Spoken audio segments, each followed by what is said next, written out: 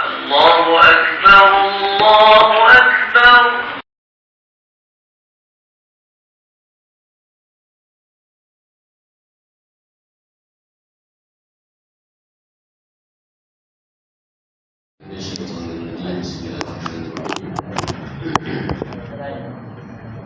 Assalamualaikum warahmatullahi ta'ala wabarakatuh. Alhamdulillahirabbil alamin, wassalatu wassalamu ala asyrafil anbiya'i wal mursalin wa ala alihi wa sahbihi ajma'in. Allahumma shalli wa sallim ala sayyidina Muhammad wa ala ali sayyidina Muhammad. Allahumma ishrah li sadri wa yassir li amri wa hlul min lisani yafqahu qawli. Subhanaka la ilma lana illa ma 'allamtana innaka antal alimul hakim. ولا حول ولا قوة إلا بالله العلي العظيم.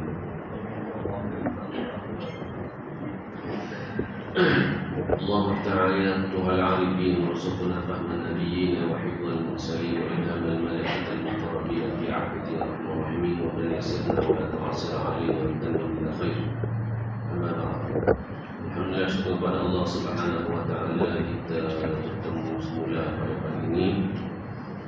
Setelah kita menunaikan salat subuh secara berjamaah, hadirin hadirat rahmati Allah Subhanahu wa ta'ala, menyambung perbincangan kita pada kitab Asbabun Nuzul yang dihimpunkan Asbabun Nuzul di Ibn Abbas radhiyallahu ta'ala anhuma. Itu sebab nuzul yang diriwayatkan banyak daripada Ibnu Abbas, tapi ada juga riwayatan daripada yang lain. Dia dirahmati Allah Subhanahu wa ta'ala, bertemu kita pada 2 minggu lepas, iaitu pada ayat akhir daripada surah An-Nisa. Ayat akhir daripada surah An-Nisa, kalau kita ingat lagi, ialah sekitar tentang pembahagian harta pada pusaka, dan ia merujuk pada al-halalah, iaitu mereka yang meninggal tanpa pewaris. Yang meninggal tanpa pewaris, kemudian pembahagian harta itu kepada orang yang mempunyai seorang waris perempuan, dan juga si mati meninggalkan waris lelaki, dan si mati meninggalkan waris perempuan 2 beradik, dan juga si mati meninggalkan lebih daripada 3 beradik lelaki dan perempuan. Dan semua itu telah dijelaskan oleh Allah Subhanahu wa ta'ala dalam Al-Quran secara satu persatu. Bahagian-pembahagian harta ini Allah Subhanahu wa ta'ala nyatakan secara jelas jumlahnya berapa dan berapa. Demikian daripada awal surah An-Nisa juga cerita tentang pembahagian harta, dan juga pengakhiran surah An-Nisa juga tentang pembahagian harta pusaka yang mana berkait dengan juga orang perempuan. Hari ini insya-Allah kita masuk pula pada surah yang baru, iaitu surah yang kelima selepas daripada surah An-Nisa, mengikut tertib al-mushaf, tertib mushaf, iaitu susunan Al-Quran. Adapun pendapat mengikut susunan nuzul ataupun tertibun nuzul, ada pendapat yang menyatakan surah Al-Maidah ialah surah yang terakhir diturunkan. Walaupun di sana ada pendapat yang mengatakan surah terakhir, tetapi banyak lagi pendapat-pendapat lain yang menyatakan ayat ataupun surah yang akhir turun sebelum kewafatan Nabi sallallahu alaihi wasallam. Ada beberapa pendapat dalam surah Al-Maidah. Kenapa mereka mengatakan surah terakhir? Kerana pada ayat yang ketiga surah Al-Maidah ini merupakan ayat yang dikatakan akhir ketika mana turun pada Nabi sallallahu alaihi wasallam semasa mengerjakan Hajjatul Wida. iaitu haji yang terakhir Nabi SAW. Dan ada pendapat menyatakan tempoh turunnya ayat itu iaitu A'udzubillahi minasyaitonir rajim, al-yawma akmaltu lakum dinakum wa atmamtu 'alaikum ni'mati wa raditu lakum al-Islam dinan. Ini dikatakan ayat yang terakhir turun, iaitu ada sahabat riwayat kata ayat ini turun tempoh selepas ayat ini turun, Nabi ini hidup setahun lepas pada. Dan ada pula pendapat yang menyatakan surah yang akhirnya ialah surah Al-Fath. Idza jaa nasrullahi wal fath wa ra'aita an-nasa yadkhuluna fi dinillahi afwaja. Itu dikatakan surah yang terakhir turun.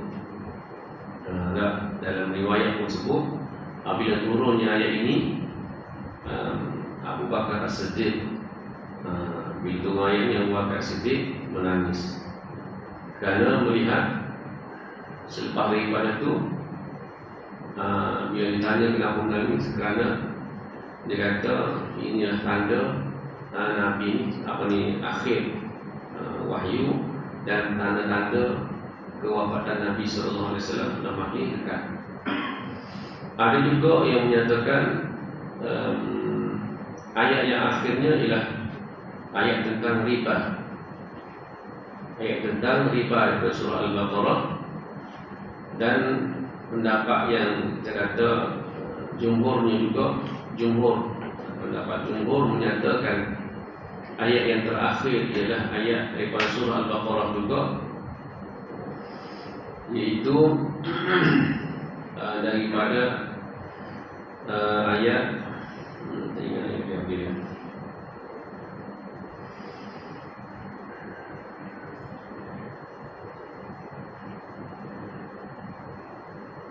daripada surah Al-Baqarah ayat yang kedua terlebih, ayat 2 terlebih. Kamu ingat ya dia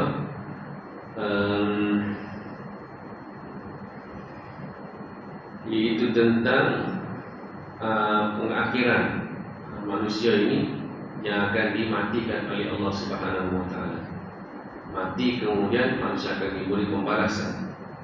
Dan ada yang menyatakan tempoh ayat itu dengan kewafatan Nabi adalah 21 hari. Jadi pendapat-pendapat yang mengatakan surah Al-Ma'idah surah terakhir itu salah satu pendapat. Surah Al-Ma'idah diberikan nama surah Al-Ma'idah dengan maksud Al-Ma'idah itu apa dia? Iaitu hidangan. Hidangan Ma'idah.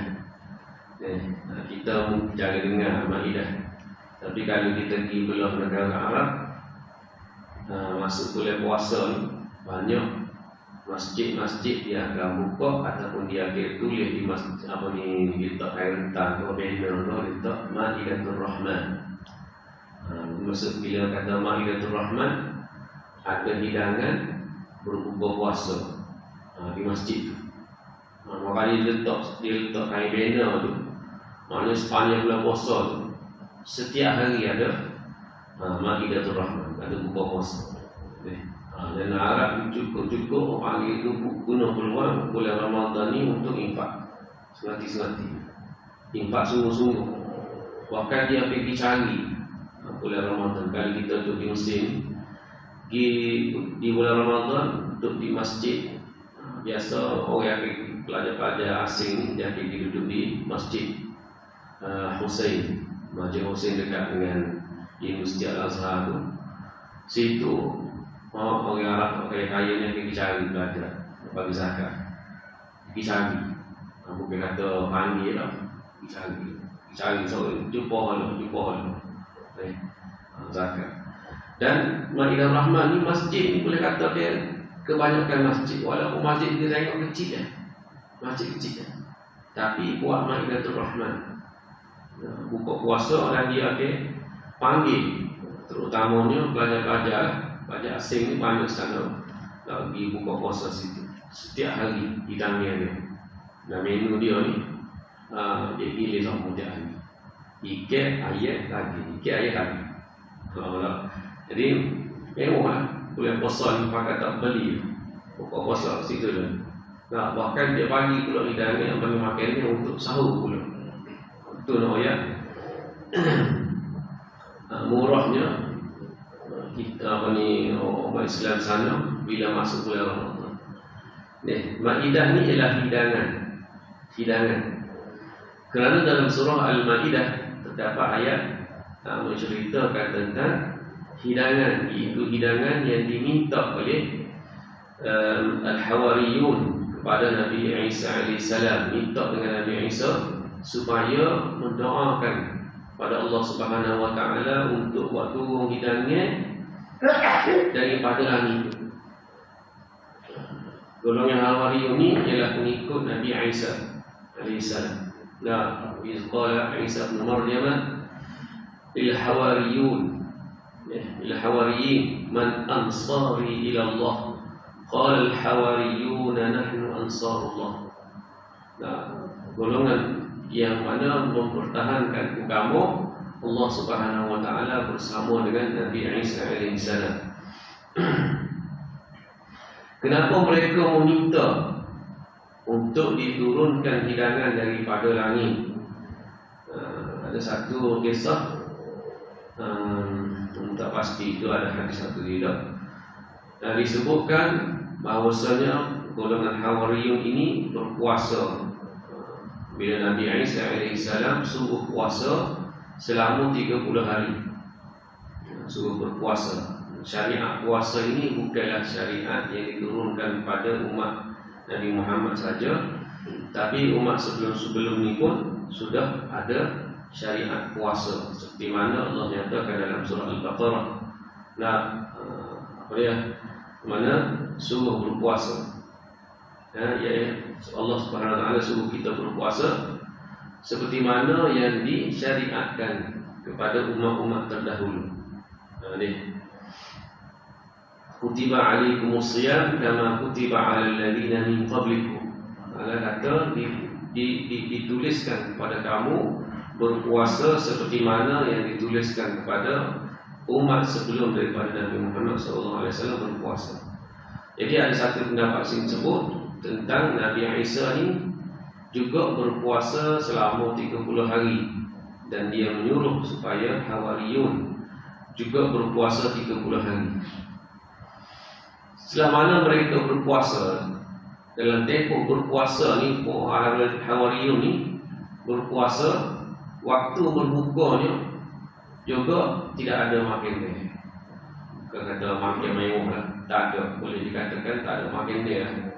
Selama 30 hari berpuasa, seperti mana yang disebut dalam hadis, dua kegembiraan bagi orang yang berpuasa ni ialah waktu mana dia berbuka dan waktu mana dia bertemu dengan Allah Ta'ala.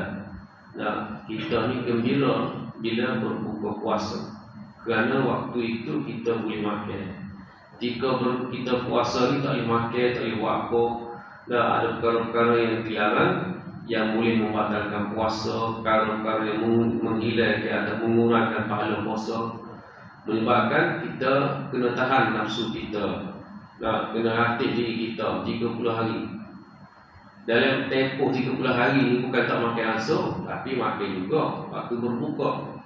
Cuma berbezanya kita dengan zaman Nabi dan juga para sahabat ni, mereka waktu berbuka ni tidaklah seperti mana kita berbuka ini.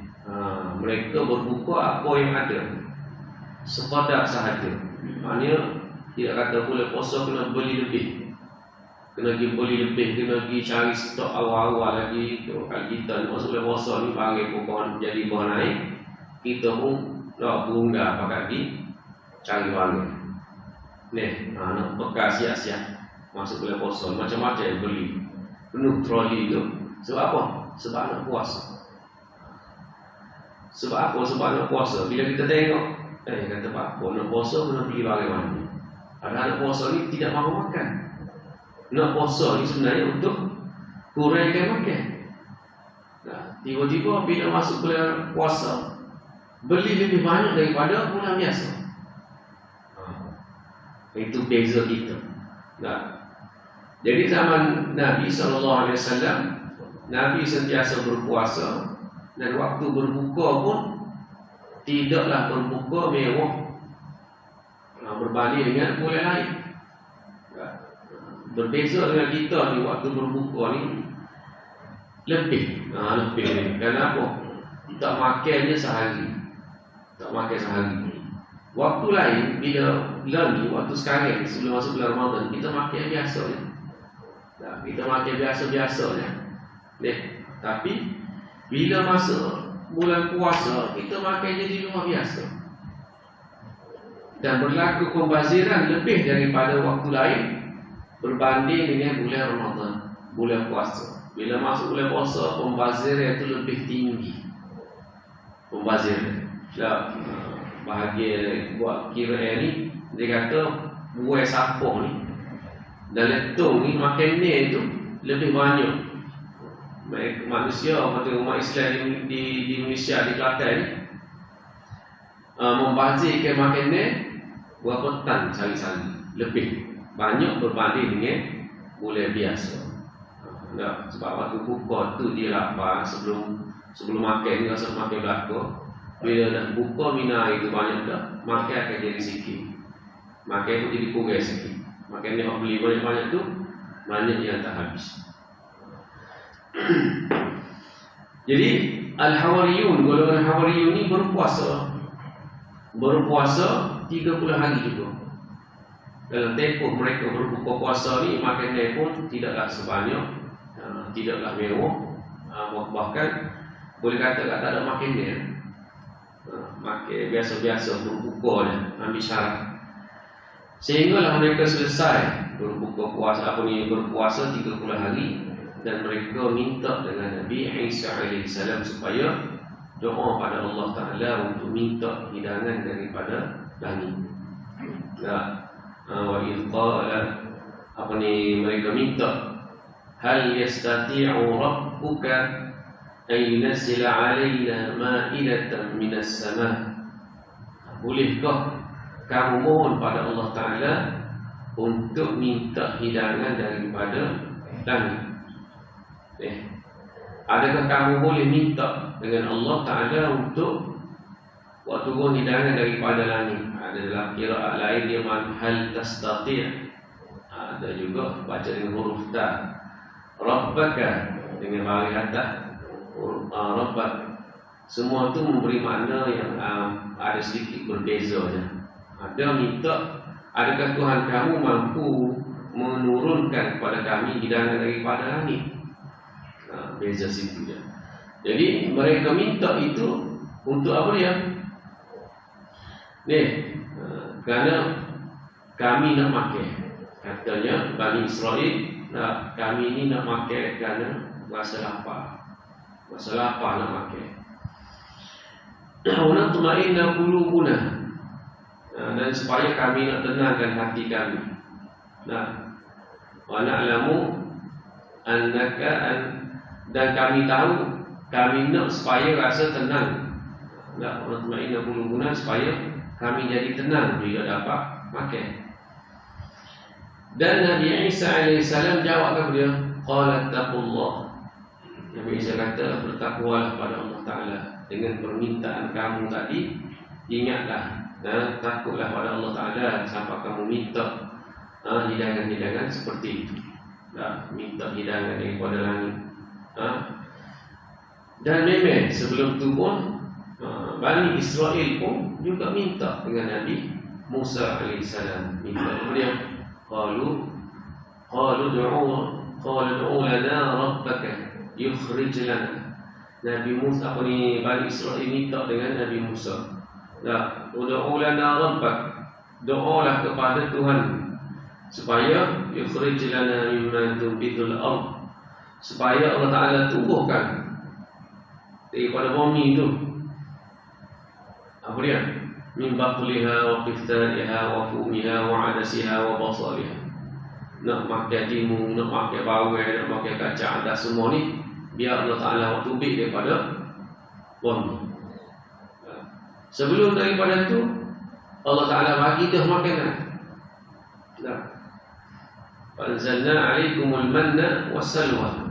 Allah Ta'ala waktu nak makanan kepada Bani Israel yang berupa al-manna, pokok yang tumbuh daripada pokok tadi, sebuah benda yang daripada pokok tu manis dah boleh makan. Wasalwa, dan juga burung-burung, ada kata burung puyuh ini, untuk mereka ni tangkap dan makan. Lepas tu burung tu bagi jinak yang boleh ikat gitu biasa, boleh ikat dengan tangan, boleh makan. Tapi mereka tak cukup lagi, minta pula. Al-Hawariyun, mereka bukan minta seperti mana Bani Israel minta. Mereka minta ni kerana mereka ni lapar dan juga nak menenangkan jiwa, serta nak membenarkan kenabian Nabi Isa AS. Nak suruh yakin lagi tentang kenabian Isa AS. Tapi kata Nabi Isa, ittaqullah, bertakwalah pada Allah Ta'ala dengan apa yang kamu minta tu. Lalu Nabi Isa AS minta, apa dia? Nabi Isa minta, Allahumma anzil alaina ma'idatan minas sama'. Ya Allah, minta turunlah pada kami ni ma'idatan minas sama', satu hidangan daripada langit. Takunu 'idan li awwalina wa akhirina. Mudah-mudahan kami jadi gembira.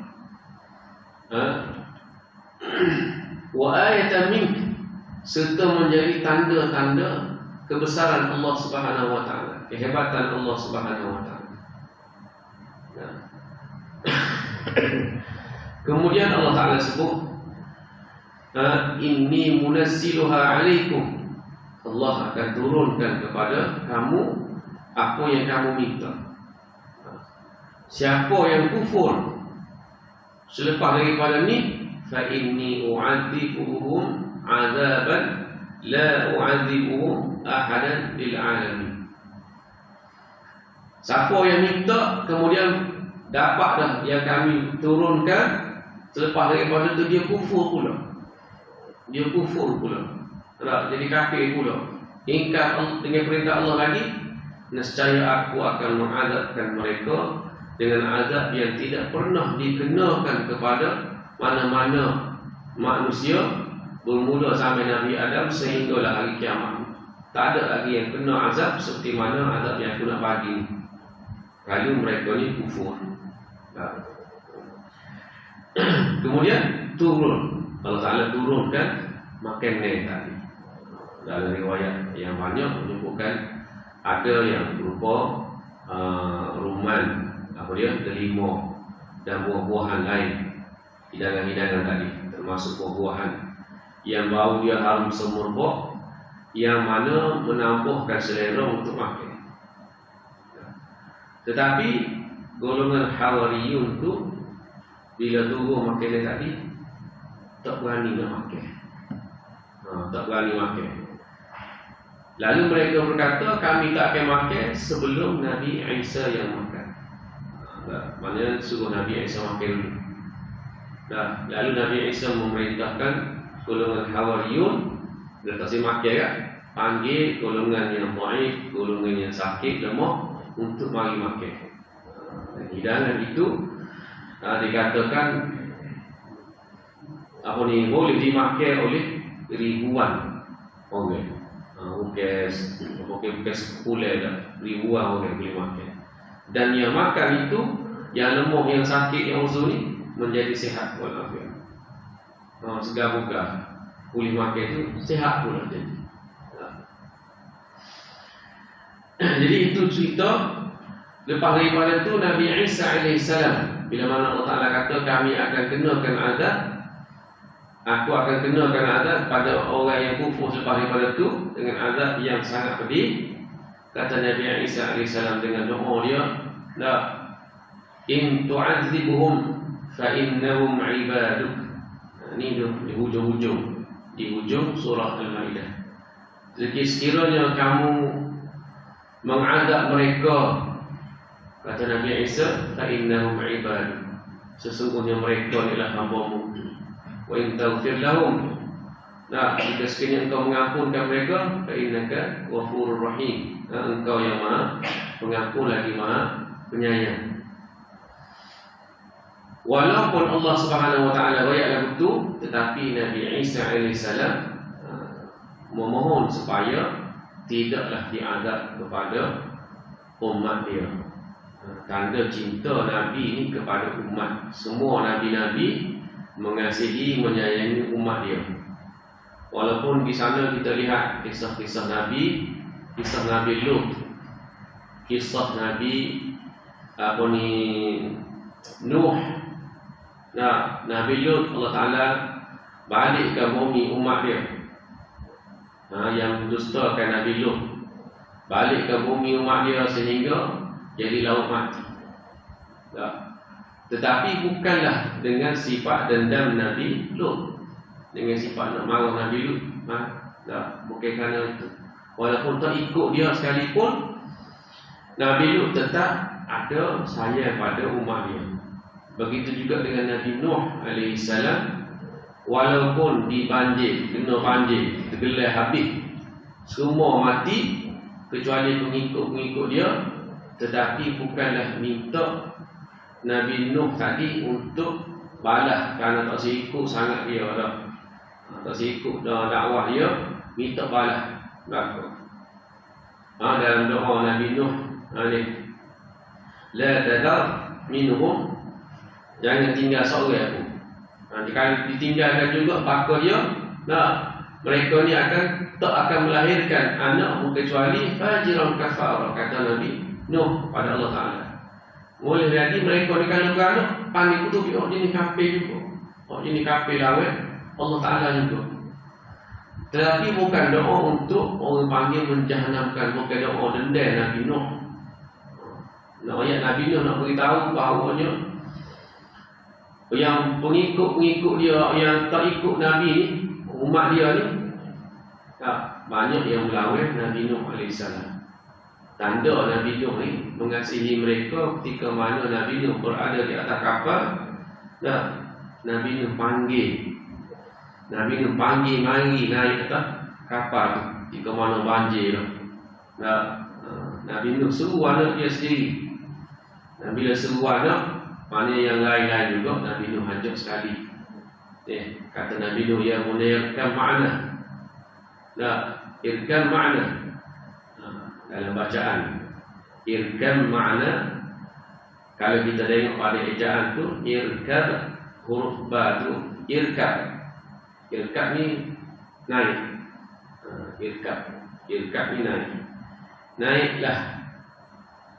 Ma'ana, kalau orang baca sekali, kalau panggil tak rujuk, tidak rujuk dan tak tahu, dia akan baca irkab ma'ana dalam Quran itu. Tapi kalau kita rujuk ataupun kita ngaji, dia kena baca irkam ma'ana. Irkam ma'ana. Tandanya Nabi Nuh panggil anak dia dan orang-orang yang guna ketika tu untuk naik kapal dia. Walaupun umat dia ketika itu tak menghina Nabi Nuh buat kapal atas bukit ni. Buat kapal air tak ada bagaimana, buat atas bukit pula. Dah lah jauh daripada laut. Tapi Nabi Nuh panggil. Itu tanda sayang. Tanda sayang Nabi Isa alaihissalam pada umat dia salah satunya ialah Nabi Isa bila Allah Ta'ala sebut mereka ni akan diadab dengan azab yang sangat pedih yang tidak akan dikenakan sebelum dan selepas daripada umat itu. Tak ada kena lagi azab setahun ini. Kata Nabi Isa, in tu'adzibuhum fa innahum ibad. Kalaulah azab mereka, fa innahum ibad, mereka ini adalah hamba-Mu. Mereka ini hamba-Mu. Maknanya dia Nabi Isa berdoa juga pada Allah Ta'ala supaya kalau boleh diampunkan mereka kalau mereka ni buat kesalahan. Termasuk pada ayat yang kedua, kerana ini adalah daripada asbabun nuzul. Ayat yang kedua adalah asbabun nuzul. A'udzubillahi minasyaitonir rajim. Bismillahirrahmanirrahim. يا أيها الذين آمنوا لا تحلوا شعائر الله ولا الشهر الحرام ولا الهدي ولا القلائد ولا آمين البيت الحرام ولا فضلا من ربهم ورضوانا وإذا حللتم فاصطادوا ولا يجرمنكم شنآن قوم أن صدوكم عن المسجد الحرام أن تعتدوا وتعاونوا على البر والتقوى ولا تعاونوا على الإثم والعدوان واتقوا الله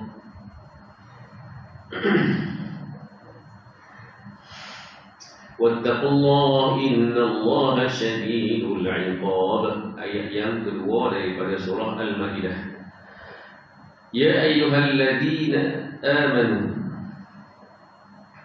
wahai orang-orang yang beriman, la tuhillu sya'airallah, janganlah kamu melanggar syiar-syiar kebesaran Allah Subhanahu wa taala, wal syahrul haram, serta melanggar kehormatan kemuliaan bulan haram, walal hadiah, dan bukan jangan mengganggu al hadiah, itu binatang-binatang yang akan dikorbankan, walal qalaid, dan juga binatang-binatang yang telah pun ditandakan untuk dipersembahkan pada Allah Subhanahu wa taala.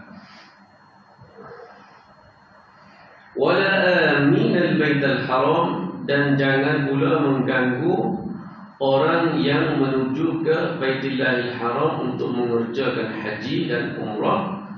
Yabtaguna fadlan min rabbihim, kerana mereka itu mencari keredaan Tuhannya, wa ridwana, mencari keredaan Tuhannya. Wa idza halaltum fastadu, dan apabila kamu telah selesai mengerjakan haji, fastadu, maka bolehlah kamu berburu.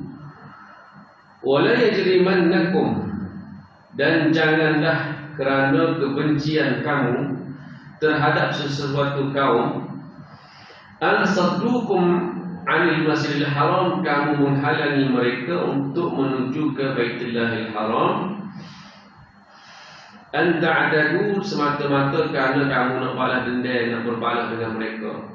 Wa ta'awanu 'alal birri wat taqwa, dan bertolong-tolonganlah di atas jalan bir, kebaikan dan juga ketakwaan. Wala ta'awanu 'alal itsmi wal 'udwan, dan janganlah bertolong-tolongan membantu di atas perkara-perkara ismun, dosa, kemurkaan Allah, wal 'udwan, dan perbalahan. Wattaqullah, bertakwalah kepada Allah. Innallaha syadidul iqab, sesungguhnya azab Allah itu sangatlah pedih.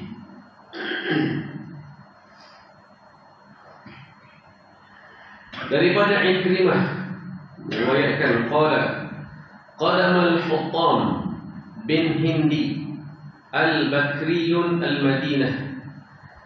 Huttam al-Hindi, Huttam bin Hindi al-Bakri telah pun menuju ke Madinah bersama dengan kafilah barang-barang dagangannya, yaitu membawa bahan-bahan makanan untuk didagangkan di Madinah. Kemudian ia melakukan perdagangan di Madinah. Pada waktu itu juga Huttam al-Hindi dijumpa dengan Nabi sallallahu alaihi wasallam. Lalu ia berbai'ah dengan Nabi. Berbai'ah ni maknanya bersumpah tak setia dengan Nabi, dan kemudian ia memeluk Islam. Itu Huttam al-Hindi. Kemudian ia berpaling daripada Nabi sallallahu alaihi wasallam. Dia nak balik, waktu dia nak balik, dia dilihat oleh sahabat Nabi, ada orang-orang yang berada sekitar situ, keluar. Kemudian Nabi sallallahu alaihi wasallam berkata, Nabi sallallahu alaihi wasallam bersabda, telah masuk seorang lelaki dalam wajah yang fajir, seorang yang jahat, yang kafir. Ada kata wajah yang kafir, dia seorang kafir, seorang yang fajir, yang jahat. Kemudian dia keluar membelakangiku dalam wajah yang berupa seorang pengkhianat. Walaupun dia telah peluk Islam, bai'ah dengan Nabi, tapi Nabi SAW dapat tahu daripada Allah Ta'ala bahawa Huttam ni adalah seorang yang masuk jadi orang Islam tapi jadi munafik. Kemudian ia pulang dengan barang dagangannya. Apabila sampai ia ke Al-Yamamah, sampai ke Yamamah, Al-Huttam ni telah pun murtad semula. Murtad. Pada bulan Zulhijjah, Zulqa'dah, pada bulan Zulqa'dah, Huttam ni seorang peniaga. Lalu dia menuju ke Makkah. Mana bulan Zulqa'dah ni, apa ni, orang pergi ke Makkah untuk mengerjakan haji lah. Dia awal lagi. Jadi pokok ni golongan peniaga juga pergi ke Makkah kerana situ orang tumpu. Dalam perjalanannya, perjalanan Huttam ni bersama dengan kafilah untuk barang-barang dia tu, telah pun dapat khabar. Orang dapat khabar ni golongan Ansar dan Muhajirin, orang Islam di Madinah dapat tahu Huttam ni pergi ke apa ni, Mekah pula, pergi ke Mekah. Lalu mereka telah berpakat untuk menghalang Huttam ni daripada pergi ke Mekah. Mereka menghalang, nak berpakat untuk menghalang Huttam dan juga kafilah barang dia tu daripada pergi ke Mekah. Kerana mereka ni, demo ni dia telah murtad. Kemudian turunlah Allah Subhanahu Wa Taala menurunkan ayat ini. Hai orang beriman, apa ni, janganlah melanggar syiar-syiar Allah Subhanahu Wa Taala. Ada di sana disebut syiar Allah ni apa dia? Iaitu syiar-syiar yang termasuk dalam itu ialah rukun-rukun haji dan umrah. Wala syahrul haram, wala syahr, dan juga bulan haram. Bulan haram ni orang Arab zaman jahiliyah lagi, sebelum Islam lagi, mereka sudah pun tahu ini bulan haram dan mereka pun kenal juga tu menghormati bulan haram. Mana bulan haram ni?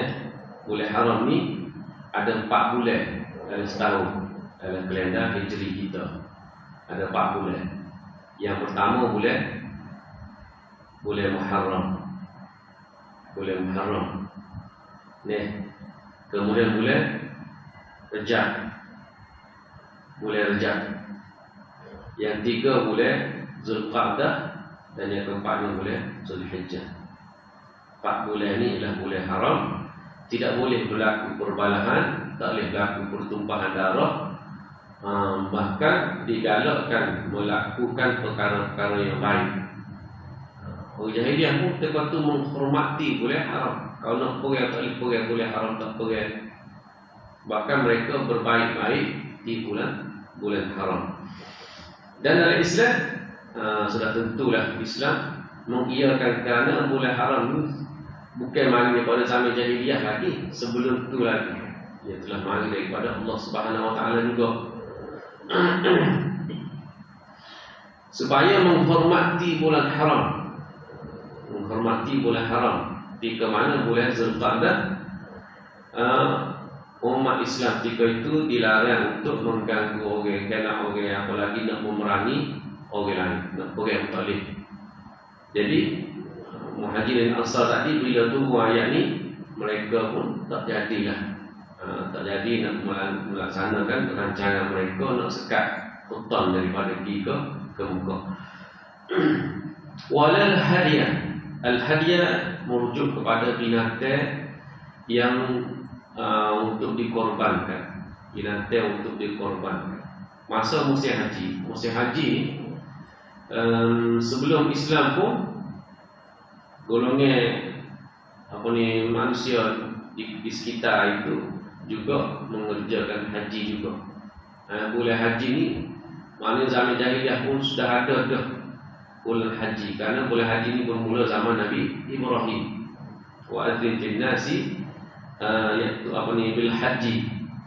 Nabi Allah Ibrahim Allah Ta'ala perintahkan supaya seluruh manusia untuk mari buat haji di Mekah. Jadi peristiwa haji ibadah haji ini juga dikerjakan golongan musyrikin ketika itu, walaupun kerana mereka telah campur ibadat yang daripada Nabi dan juga perkara-perkara itu utama sehingga mereka ini jadi syirik, mensekutukan Allah Ta'ala.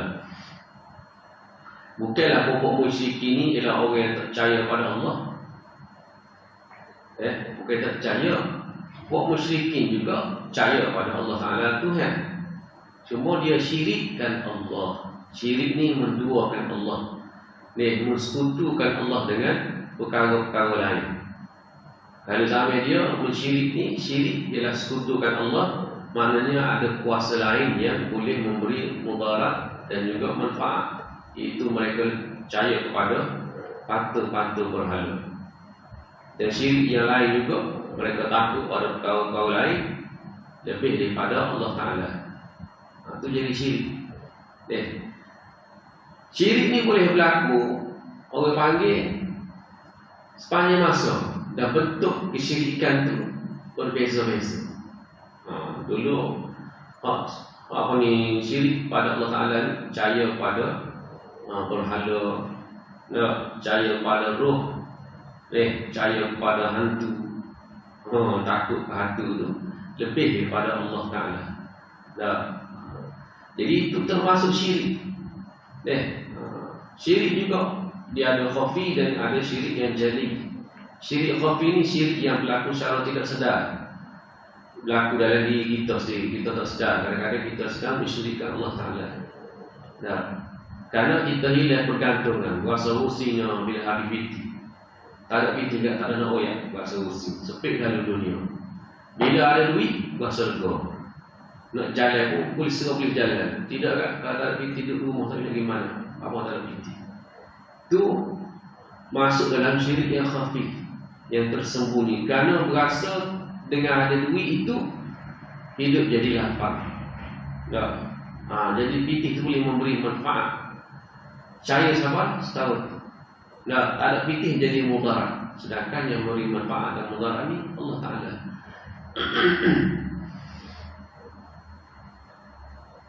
Binatang korban, tak kira lembu apa semua, mereka ni bila mana masuk boleh haji, mereka akan mendatangkan korban.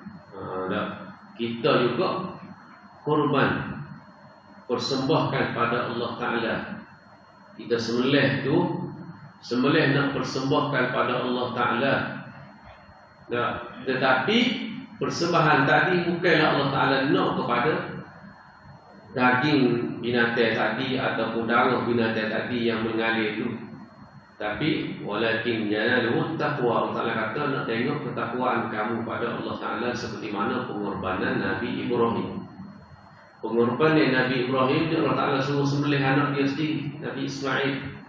Suruh sembelih Nabi Ismail. Nak tengok setara mana dia taat pada Allah Ta'ala dan bertakwa pada Allah Ta'ala. Nabi Ibrahim sanggup lakukan dia. Tapi Allah Ta'ala tukarkan dengan kibas. Jadi golongan pokok musyrikin juga korban, persembahan. Cuma waktu itu mereka mengerjakan ibadat dalam keadaan yang mereka syirik pada Allah Ta'ala. Dan al-qala'id. Al-qala'id ini binatang yang telah ditandakan dengan dia pakai apa dia? Pakai kalung di leher binatang. Ambil kalung kubah, dia pakai sebagai tanda binatang ini tak boleh diganggu kerana dia akan dipersembahkan pada Tuhan.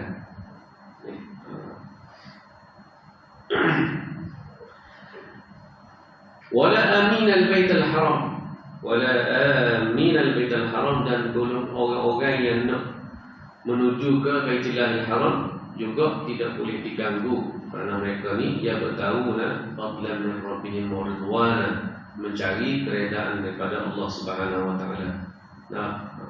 Walaupun masuk musim itu musim haji, ketika itu orang Islam dah. Ada dari riwayat yang lain pula disebutkan sini daripada Yang seterusnya daripada Qurtubi. Al-Imam Qurtubi waqad rawa fi khabarihi ata al-nabiy sallallahu alaihi wasallam. Ini cerita yang sama juga. Daripada Qurtubi mengatakan Al-Huttami mendatangi Nabi sallallahu alaihi wasallam di Madinah. Kemudian dia khalafa, iaitu bersumpah dengan Nabi sallallahu alaihi wasallam, iaitu taat setia, dan kemudian dia murtad semula. Dia murtad. Tetapi dia bertanya kepada Nabi sallallahu alaihi wasallam setelah mana dia, sebelum dia murtad, setelah dia masuk Islam, Huttami, dia tanya apa dia? Ila ma tad'un nas? Kamu ni duduk berdakwah pada manusia untuk apa? Qala Nabi sallallahu alaihi wasallam, ila syahadati an la ilaha illallah wa anna Muhammadar Rasulullah wa iqamatis salah wa ita'iz zakah.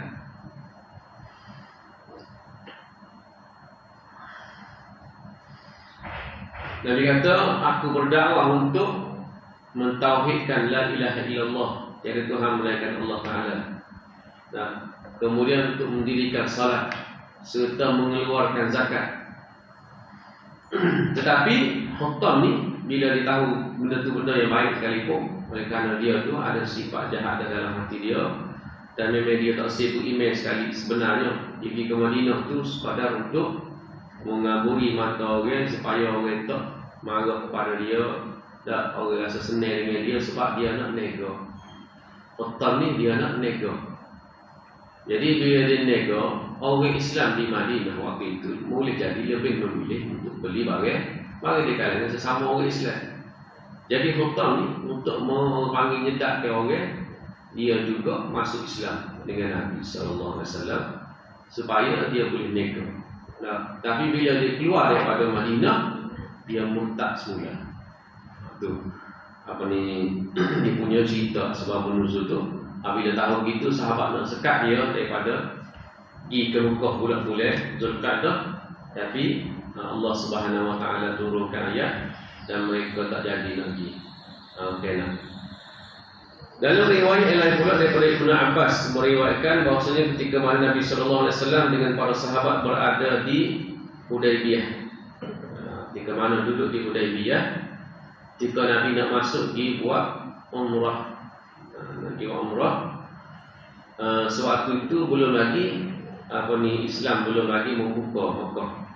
Kota Mekah tidak dibuka lagi oleh Islam waktu itu. Nabi dan juga para sahabat dihalangi untuk masuk. Mereka halang Nabi daripada masuk. Kemudian berlakulah perjanjian Hudaybiyah. Berlaku perjanjian Hudaybiyah, dan tempohnya lebih kurang dalam 2 tahun. Lepas daripada itu baru Nabi boleh masuk pula. Lepas tu baru Nabi boleh masuk. Ketika mana Nabi tak boleh masuk ketika duduk di Hudaybiyah, tak boleh masuk, dihalang oleh kaum musyrikin. Sewaktu mana mereka berada di Hudaybiyah, ada golongan musyrikin yang berada di belah timur. Belah timur ni daripada mana?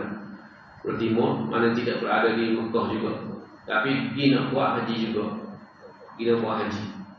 Lalu sahabat pakat nak pergi sekat dia, kerana nak balas dendam kepada golongan musyrikin yang sekat Nabi dan sahabat daripada masuk ke Mekah. Bila dapat tahu begitu, Nabi SAW laranglah kerana 2 ayat supaya tidak mengganggu mereka untuk pergi buat haji. Maksudnya menghalang orang yang buat haji ini satu perkara yang dimurkai oleh Allah Subhanahu wa taala dan menjadi satu larangan. Wa idza halaltum fastadu, apabila kamu telah pun selesai mengerjakan haji, fastadu, barulah boleh berburu. Baru boleh buru. Maknanya dalam pada musim haji, antara perkara yang dilarang ialah berburu. Tak boleh nak buru kau, nak pergi kat binatang kau waktu musim kita dalam ihram. Orang dalam ihram dia tahulah dia dah alami perkara yang dilarang. Baru boleh nak berburu ke nak apa, bebas selepas daripada itu. Wala yajrimannakum syana'anu qaumin an saddukum 'anil masjidil haram. Dan janganlah kerana kemurkaan dendam kamu. Tadi kita sebut dah dia punya sebab dia ayat ni, ketika mana sahabat rasa dendam nak marah kepada golongan musyrikin, lalu sahabat bertindak tidak adil. Wala yajrimannakum syana'anu qaumin an saddukum 'anil masjidil haram, yang menyikat kamu daripada masuk Masjidil Haram, sehingga kamu nak berbalah dengan mereka dan berlaku tidak adil. Maknanya balas dendam. Bila kamu dah menang, dah buka Fathu Makkah, dah buka Mekah waktu itu, kamu nak balas balik. Tidak. Nabi SAW bila mana Mekah ni, Nabi buka Mekah, dah masuk para sahabat ke Mekah, Nabi tidak perangi golongan musyrikin yang ada situ. Tapi Nabi SAW sebut supaya mereka ni keluar daripada Mekah. Yang tak sah Islam keluar daripada Mekah. Dan Nabi SAW beri jaminan di rumah Abi Sufyan. Siapa dia masuk rumah Abi Sufyan selamat. Siapa dia masuk rumah orang-orang tertentu ni yang ada pengaruh-pengaruh ni, mereka selamat. Waktu itu Abi Sufyan tak Islam lagi. Tapi menarik panggil kaedah Nabi ni ialah untuk menarik golongan-golongan musyrikin. Rupanya Nabi tidak mari nak perang. Selepas daripada pembukaan Mekah ni, ramai lagi yang masuk Islam di kalangan kaum musyrikin. Idza ja'a nasrullah wal fath, apabila kamu melihat Allah SWT telah menurunkan pertolongan dia dengan pembukaan kota Mekah, wa ra'aitan nasa yadkhuluna fi dinillahi afwaja, kamu akan melihat manusia akan memeluk Islam secara berbondong-bondong. Maknanya lepas pada itu ramainya orang masuk Islam setelah mana pembukaan Mekah. Dan juga kaedah Nabi SAW yang memberikan jaminan kepada orang-orang yang selamat masuk di rumah Abi Sufyan dan beberapa orang lagi disebut oleh Nabi SAW. Tanda orang panggil politik Nabi SAW dengan cara nak tarik supaya lebih ramai lagi orang memeluk Islam. Itu ayat yang ketiga daripada surah Al-Maidah. Itu beberapa asbabun nuzul dia yang kita dapat sebutkan di sini.